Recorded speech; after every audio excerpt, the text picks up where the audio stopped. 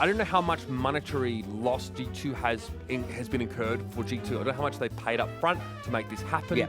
The people that don't know how NFTs work get turned into what we call exit liquidity, by the people that do know what they're about. Here's another bad press scenario. We have to kind of talk about it, I think, because we discussed this before. G2 are suing a company who basically, from start to finish, develops NFT products called Bondly.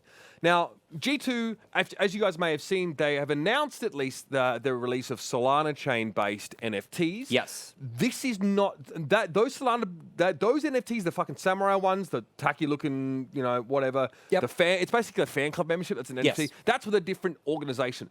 So G2 tried to launch an NFT before that. And if you remember Carlos tweeting like, oh, look, this will be different. Like most people rightfully hated NFTs because of like it's a cash grab by weasels or whatever. That was in the wake of this announcement with Bondly. They have said that, yeah, we've been misled about what Bondly can actually do for us, and they haven't met deadlines, haven't paid us back. $5.2 million. And there's a bunch of fees, like the rights fee. Like again, if you had to purchase rights to G2's likeness and all that sort of stuff, and an advance guarantee also had to be paid. So G2, I presumably got none of this. So this is extremely bad. A lot of people, I'm sure, are very. I think when people see people getting involved in NFTs, there's definitely a tendency to start preying on their downfall. I see that a lot, and that's your business, but. It's pretty insane. I just want to make it clear it's a different NFT. So this fucking this is Metaplex, a different one. Yeah, this is and we even talked about this on the show. This is actually, this but is it's clear to see. Yeah. G2 really fucking wanted to put a flag in the NFT market. And if you're not aware of like the Metaplex NFTs, the Samurai Army ones, it's essentially like a fan club, and your membership is demarcated by the ownership of this NFT, which you could fucking name and all this other shit. But I don't know how that's going either, Scott, because they still haven't announced the mint price in Solana of those NFTs.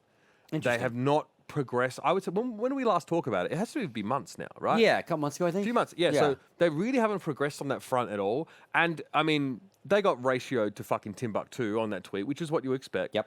I think that if you canvass, like, a selection of the population, I would say, like, less than 20% care that they're in NFTs. But on Twitter, 99% fucking hate them. So they probably have to reconsider their approach with that, because it's pretty bad press. And I know Carlos is an enterprising chap.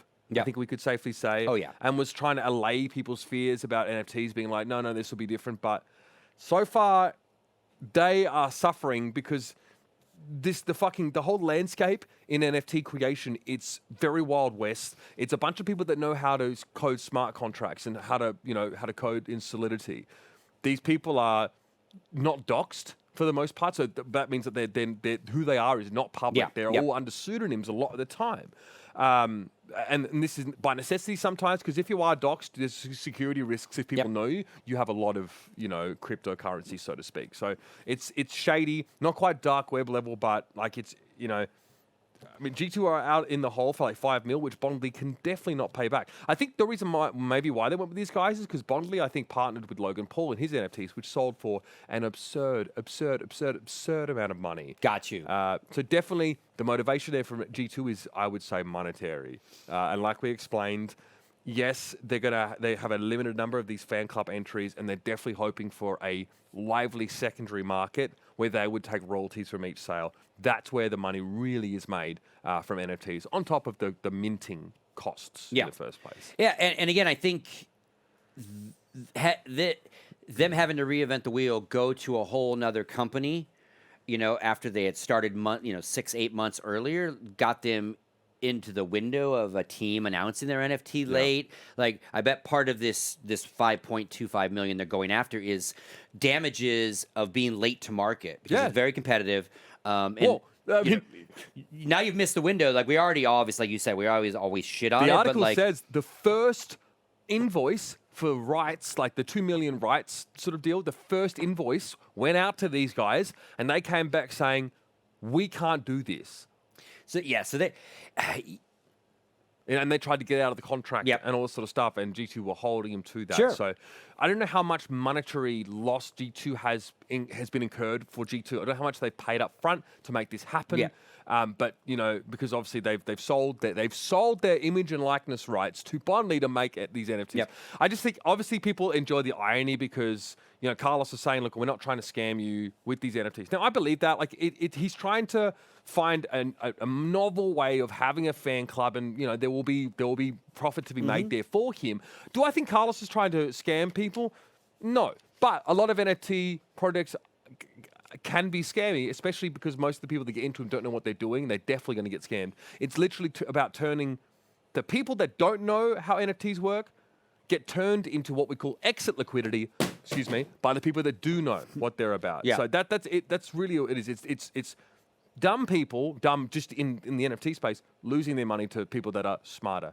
So now they're getting scammed by an NFT company. I think that's why people think it's very funny, but it's... Yeah, I mean, that's the like ironic, like sweet justice of it all, right? Like usually the product is the scam, and G2 got scammed by the company that's supposed to make the products, right? People are pretty nasty about it all, though. I won't Yeah. lie. Like I know it's a big brand corporation, so who cares if they lose money? But and obviously G2 will survive. They got a bank of lawyers, so this will be very interesting. We'll see what happens if they get their whole judgment, if they just get part of it.